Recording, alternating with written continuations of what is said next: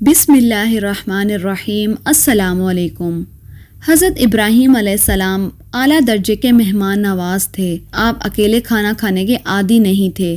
اگر ان کے پاس کوئی مہمان نہ آتا تو آپ خود راستوں اور چراہوں پر کھڑے ہو جاتے اور مسافروں کو کھانا کھانے کی دعوت دیتے تھے۔ ایک مرتبہ آپ مہمان تلاش کرنے کے لیے ایک شہر کی طرف گئے۔ وہاں انہیں ایک ایسا مہمان ملا جو کافر تھا۔ آپ نے اسے کھانا کھانے کی دعوت دی۔ اس نے دعوت قبول کر لی۔ آپ اسے اپنے مہمان خانے میں لے آئے اور اس کے ہاتھ دھلائے، پھر اس کے سامنے کھانا رکھا۔ مہمان نے جیسے ہی لقمہ توڑنے کے لیے ہاتھ بڑھایا تو آپ علیہ السلام نے فرمایا، دوست، کھانا شروع کرنے سے پہلے بسم اللہ الرحمن الرحیم پڑھو۔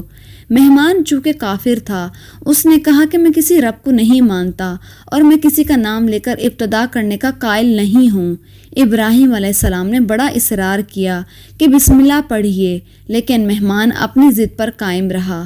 اس پر حضرت ابراہیم علیہ السلام نے فرمایا، پھر تم یہاں سے چلے جاؤ، ہمارے پاس تمہارے لیے کوئی کھانا نہیں۔ مہمان اٹھ کر وہاں سے چلا گیا۔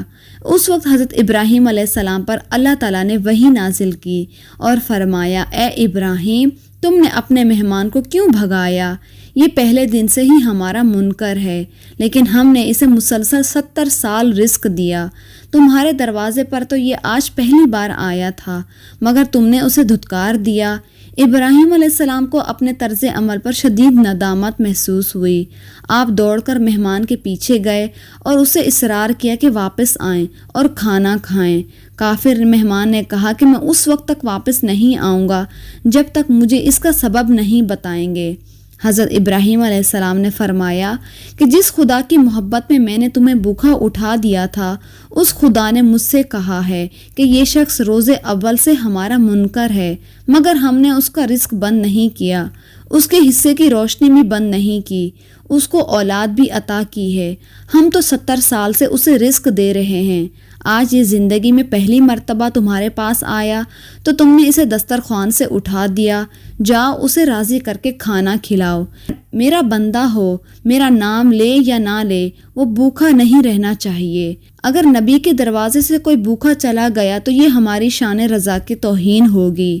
جب کافر نے یہ بات سنی تو شرمندگی سے اس کی گردن جھک گئی اور وہ کہنے لگا، میں بھی کتنا نالائق ہوں اور اتنے عرصے سے اتنے مہربان خدا سے کافر رہا۔ اور اس کے بعد اس نے کلمہ پڑھا اور مسلمان ہو گیا۔ کچھ عرصے کے بعد اس کا شمار بھی صالحین میں ہونے لگا۔ ہمارے پیارے نبی حضرت محمد صلی اللہ علیہ وآلہ وسلم کا بھی فرمان ہے کہ جس نے مہمان کا اکرام کیا، عزت کے ساتھ اس کی تکریم کی، تو اس نے 70 نبیوں کا اکرام کیا، اور جس نے مہمان کے لیے 1 درہم بھی خرچ کیا، گویا اس نے اللہ کی راہ میں 1000 دینار خرچ کیے ہیں۔ اللہ تعالی ہمیں نیک دلوں کے ساتھ مہمان اور مہمان نوازی کی توفیق عطا فرمائے۔